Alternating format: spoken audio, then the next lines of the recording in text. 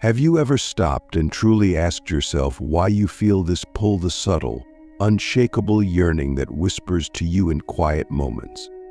This call to something more than the physical world, more than the endless routines of daily life. Why did you choose to embrace spirituality? Was it because you were tired of the noise, the chaos, the constant need to prove yourself to a world that never seemed satisfied? Or maybe it was because you sensed there was something greater, something infinite just behind the veil of what you can see, hear, and touch. We often begin this journey not because we're certain, but because we are lost. There's a deep irony in this. The path to spirituality rarely starts from a place of clarity. It begins in darkness, in confusion, in the emptiness that the material world leaves behind. Maybe you've achieved everything you thought would make you happy: a successful career, financial security, the approval of others, and yet that hollow feeling remains. Or maybe you faced hardship, loss, or trauma, and these moments cracked you open just enough for the light to seep in. But let's dive deeper. Why do we find ourselves drawn to spirituality? Because at our core, we know there's something missing. We know that the endless cycle of striving, achieving, and consuming can't be all there is. Have you ever wondered why, no matter how much you accomplish, the feeling of satisfaction is so fleeting? Why do we keep chasing more money, more recognition, more possessions, only to find ourselves emptier than before? Could it be that the very things we've been taught to value are the shadows of what we truly seek? Think about it. When was the last time you felt truly alive? Was it during a moment of silence, when the world fell away and you became aware of something deeper within yourself? Was it in the presence of nature, where the rhythms of life seemed to align with the beating of your heart? Or was it during a moment of connection with another person, with a higher power, or perhaps with your own soul? Spirituality is not about escaping the world, it's about seeing it for what it truly is. It's about peeling back the layers of illusion, the masks we wear, the roles we play, the distractions we chase, and discovering the essence beneath it all.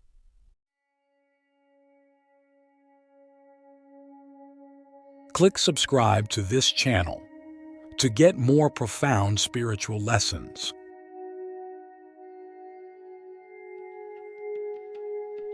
But here's the paradox: the journey inward is often the most challenging path we can take. It requires us to face parts of ourselves we'd rather ignore, to confront the fears and doubts that we've buried deep inside. And it demands something even more difficult: a willingness to let go. Let's pause here and ask a question. What are you holding on to that no longer serves you? This is not an easy question to answer, because the things we cling to often feel like they define us.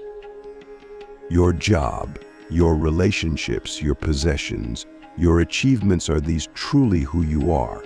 Or are they layers that have been added to you over time? If you stripped them all away, if you stood naked before yourself, who would you be?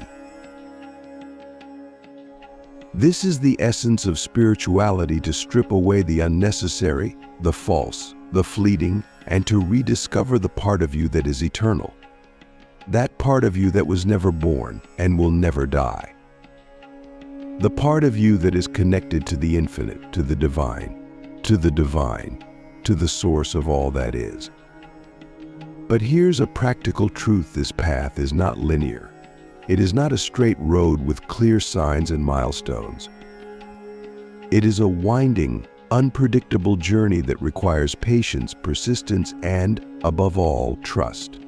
Trust in yourself, trust in the process, and trust in the unseen forces that guide you. So, why did you choose to embrace spirituality? Maybe it's because deep down, you knew there had to be more. More than the roles you play, the labels you wear, the expectations you try to meet. You chose spirituality because you wanted to rediscover what it means to be alive, not just to exist, but to truly live, to connect with the divine essence within you, and to see that same essence reflected in everything and everyone around you. But let me ask you again, what are you truly seeking? Is it peace, freedom, connection, or is it something beyond words, beyond concepts, something you can only feel, like the warmth of the sun on your skin or the stillness of a quiet night? Whatever it is, know this: the very act of asking the question is the beginning of the answer. The longing you feel is proof that what you seek is real, because you cannot long for something that does not exist. Your journey has already begun, whether you realize it or not. Every choice you make, every thought you think, every moment of awareness is a step on the path. And while the destination may seem distant, the truth is, you are already there. The divine is not something outside of you, it is within you, waiting to be discovered. As we move deeper into this exploration, I want to ask you something. What if everything you've been taught to value is a distraction from what truly matters? This question is uncomfortable, almost unsettling, isn't it? Because the moment we confront it, we start to see cracks in the foundation of the life we've built. The titles, the possessions, the achievements, the responsibilities, they all begin to feel paper thin, like a mask we've worn for so long that we've forgotten what lies beneath. Embracing spirituality requires courage. Courage to unmask these illusions. Courage to admit that maybe, just maybe, the life we've been chasing isn't the life we were meant to live.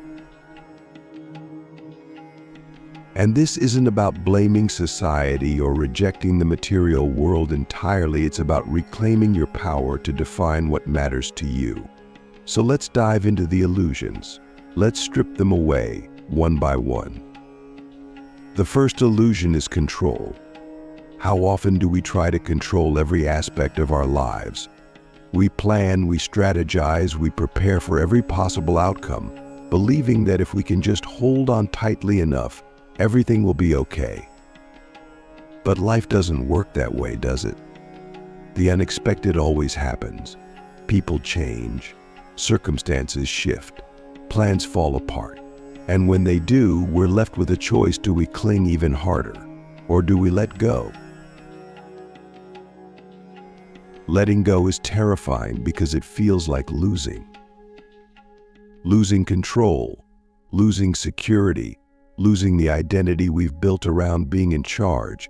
But here's the paradox: the moment you let go, you find freedom. When you stop trying to control life, you allow life to flow through you. You become a participant in the dance of existence, not its choreographer. And in that flow, you discover something incredible: peace.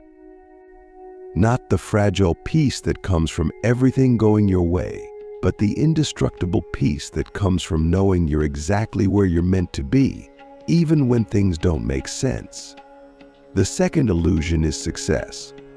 Ask yourself, what does success mean to you? Is it money, status, recognition? And why do you want those things?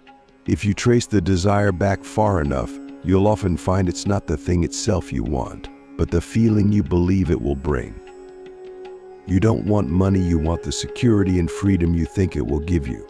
You don't want status, you want the love and respect you believe it will earn you. But here's the truth: those feelings cannot be bought, earned, or achieved.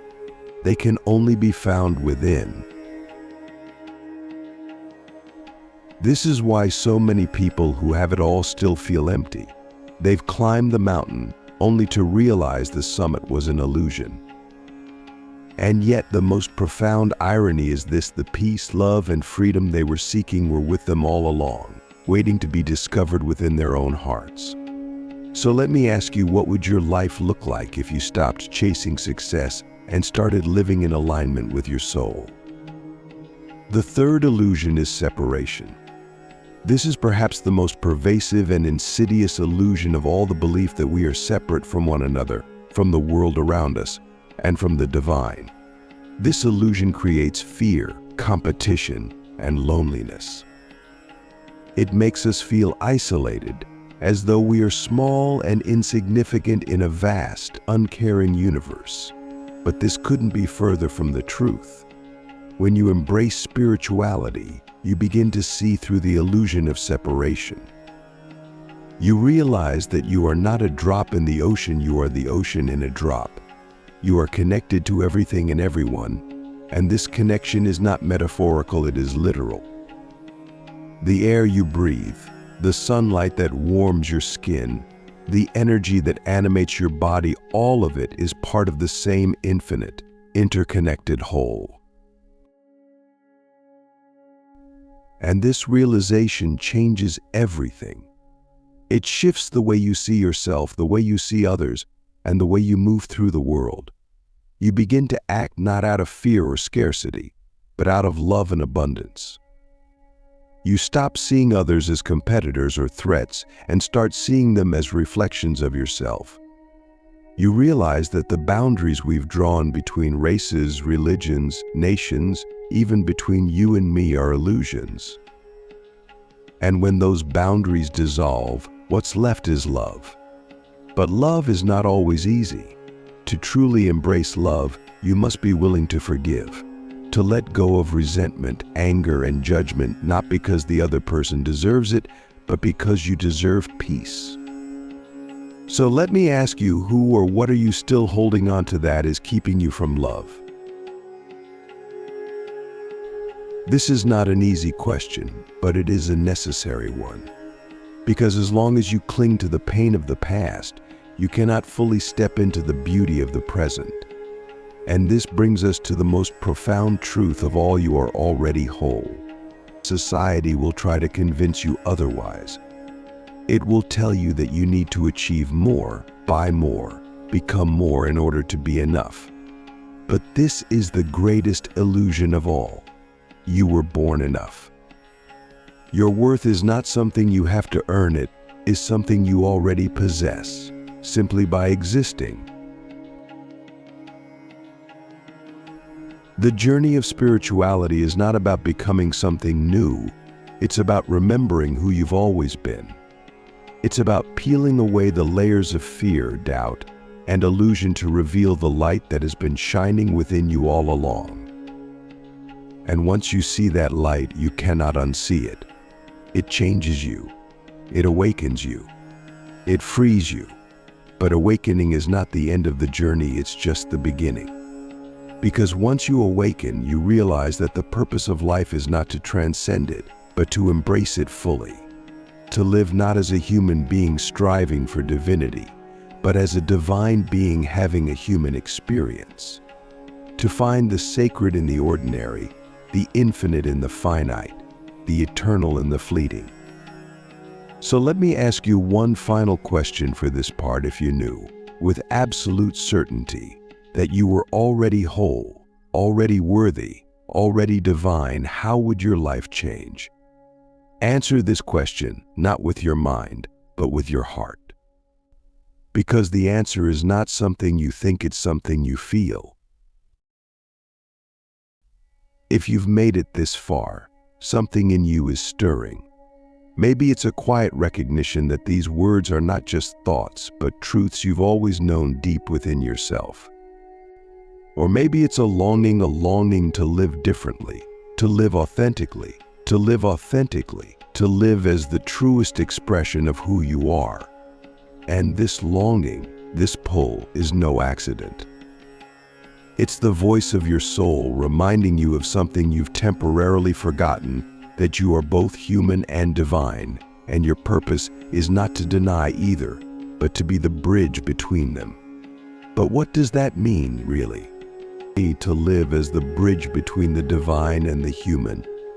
It means embracing the paradox of life.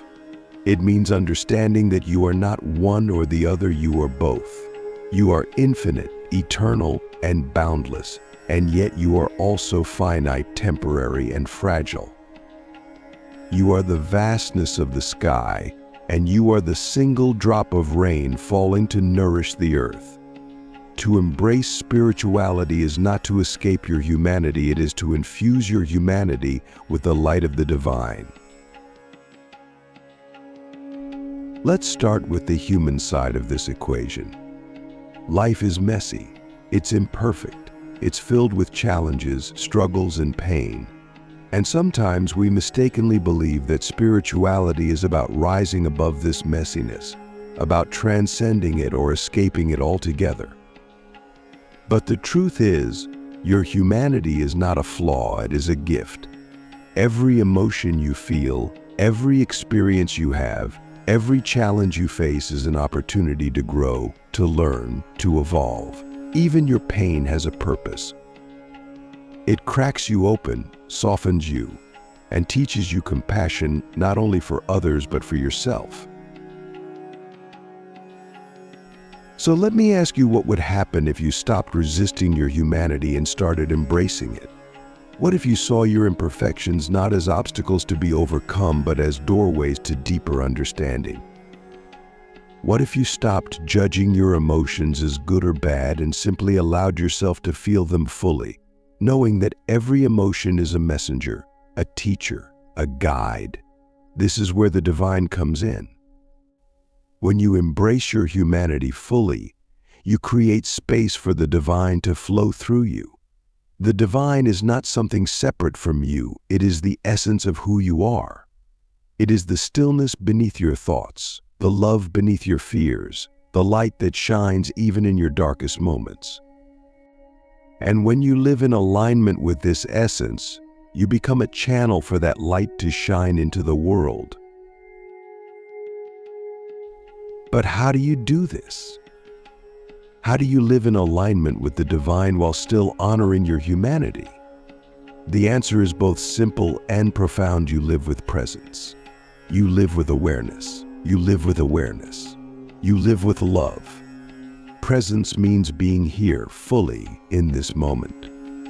Not lost in the past or the future, but rooted in the now.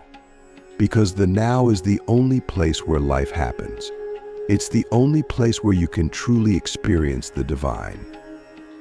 Have you ever noticed how, when you're fully present, even the simplest things feel sacred? The warmth of the sun on your skin, the sound of the wind in the trees, the feeling of your breath moving in and out of your body. These moments are portals to the divine, and they are available to you at any time if you are willing to slow down and notice them. Awareness means seeing things as they are, without judgment or resistance. It means looking at your life, your thoughts, your emotions, and even your pain with curiosity and compassion. When you bring awareness to your experience, you begin to see the deeper truths beneath the surface. You begin to see that your thoughts are not who you are, that your emotions are temporary, and that the challenges you face are opportunities in disguise. Awareness is the light that dissolves the illusion of separation and reveals the interconnectedness of all things. And then there's love. Love is the essence of the divine. It is the thread that connects us all, the force that heals, transforms, and unites. But love is not just a feeling, it is a way of being. It is a choice you make, moment by moment, to see the divine in yourself and others. To act not out of fear or judgment, but out of kindness, compassion, and understanding. So let me ask you, what would your life look like if you lived every moment with presence, awareness, and love? This is not an abstract question, it's an invitation. An invitation to live as the bridge between the divine and the human.